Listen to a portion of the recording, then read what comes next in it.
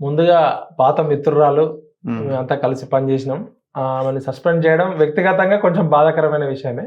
ఉమ్, కానీ అసలు బయటకి ఇప్పుడు కనబడుతుంది కానీ ఈ బీటలు ఎప్పటి నుంచి వారినాయంటే ఉమ్, కవిత గారు తెలంగాణ జాగృతి పెట్టిన సమయంలోనే ఒక పేపరు ఒక టీవీ ఛానల్ పెట్టాలని చెప్పి మా దగ్గరకు వచ్చి ఉమ్, ఒక ప్రాజెక్ట్ చేసినప్పుడు దానికి సీఈఓగా నేనే ఉండే. ఓకే. అప్పుడు అల్లం నారాయణ గారి బ్రదరు అల్లం రాజయ్య గారు ఆ, గౌరవ ఎడిటర్ గా, మన తుమ్మేటి రఘోత్తమ్ రెడ్డి గారు ఉండే. ఆ, దాదాపు 6 నెలల నుంచి 7 నెలలు ఒక పేపర్ పెట్టాలి, వారపత్రిక పెట్టాలని చెప్పి బంజారాహిల్స్ లో ఆఫీస్ లో తీసుకొని ఉమ్, మొత్తం కొంతమంది జర్నలిస్టులను కూడా, అప్పుడే ఆంధ్రజ్యోతి TV9 స్టార్ట్ అయిన సమయంలో, అటువంటి సమయంలోనే 6 నెలలు కాగానే ఒక సంఘటన ఏంటంటే మెయిన్ అకౌంట్ నుంచి మాకు యాక్సెస్ లేదు, అన్నయ్య బావ వద్దంటున్నారు ఈ ప్రాజెక్టు. ఏంటా పేపర్? అప్పుడు తెలంగాణ టుడే అని నా Okay. పేరు మీదనే ఉండే రిజిస్ట్రేషన్. మేము ఇంకా 2-3 టైటిల్స్ కూడా అప్లై చేసినాం. తెలంగాణ టుడేకి మాకు వీక్లీకి పర్మిషన్ కూడా వచ్చింది. టీవీ ఛానల్ కూడా అనుకున్నాము. ఫండ్స్ మొబిలైజేషన్ వాళ్ళు ఉన్నారు, నేనేమో ఎడిటోరియల్ జర్నలిస్ట్ లో ఆ పనుల్లో ఉండే.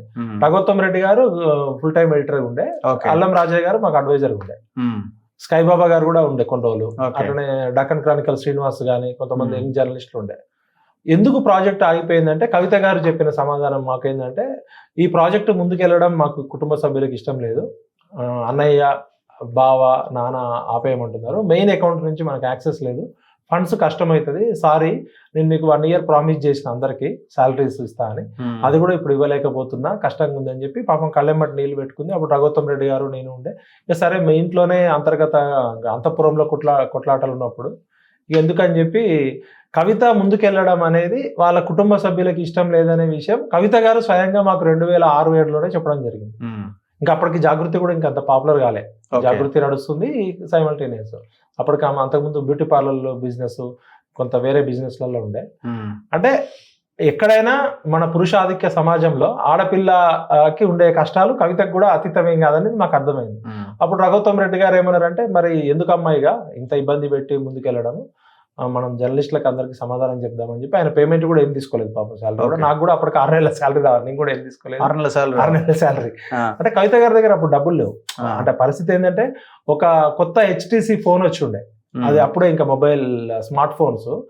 ఆ HTC ఫోను కొనుక్కొని ఉంచుకోవాలా నాకు ఉండాలంటే, నా దగ్గర కాంటాక్ట్స్ ఎక్కువ ఉంటాయి జర్నలిస్ట్ కాబట్టి నువ్వే ఉంచుకో, ఆ ఫోన్ కోసం కూడా 1 month వెయిట్ చేసిన పరిస్థితి ఉండే. అటువంటి సమయంలో కూడా అతను రిస్క్ తీసుకుంది. మరి ఏ సపోర్ట్ తో పెడదాం అనుకుందో, ఎవరి సపోర్ట్ రాలేదో క్లియర్ గా అర్థమైపోయింది. ఓకే. అంటే అంతఃపురంలో కొట్లాటలు అనేది కామన్ రాజరికంలో ఎక్కడైనా. అప్పుడేమో తెలంగాణ ఉద్యమం జరుగుతున్న సమయము, పైసలు లేని సందర్భంలోనే కూతురుని పక్కన పెట్టిన కుటుంబము, ఇంకా పైసలు అధికారం వచ్చినాక ఆటోమేటిక్ గా ఆమె ఫస్ట్ టైం MP అవ్వడము, తర్వాత ఓడిపోవడము, తర్వాత ఎమ్మెల్సీ కావడము, ఎమ్మెల్సీ కాకముందు లిక్కర్ స్కేమ్లో ఇరుక్కోవడము, ఇవన్నీ జరిగినాయి. ఇంకా ఆ తర్వాత మేము వ్యక్తిగతంగా పరిచయం తప్ప, ఎప్పుడైనా ఫంక్షన్లో కలుసుకోవడం తప్ప ఆ మిత్రత్వం కూడా లేదు. ఓకే. ఓవరాల్ గా కవిత మొండిది, పట్టుదల గలది, డబ్బులు ఉంటే మాత్రం ఖర్చు పెట్టే మనస్తత్వం. డబ్బులు ఎంత ఉంటే అంత ఖర్చు పెట్టే మెంటాలిటీ తప్ప దోచుకునే మెంటాలిటీ అయితే ఆ రోజు లేకుండే.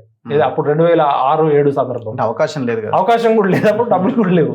ఇంకా ఇప్పుడు బుర్జ్ ఖలీఫాలు, ఇల్లులు, ఫామ్ హౌజులు, బంగ్లాలు వచ్చినాయి. ఇంకా అది మనందరికీ తెలిసిందే. వ్యక్తిగతంగా అయితే ఆమె ఆ రోజు కళ్ళెమ్మటి నీళ్లు పెట్టిన పరిస్థితి, కుటుంబంలో అప్పటి నుంచే ఆమెకి వివక్ష ఉందనేది నాకు తెలిసిన ఓపెన్ సీక్రెట్.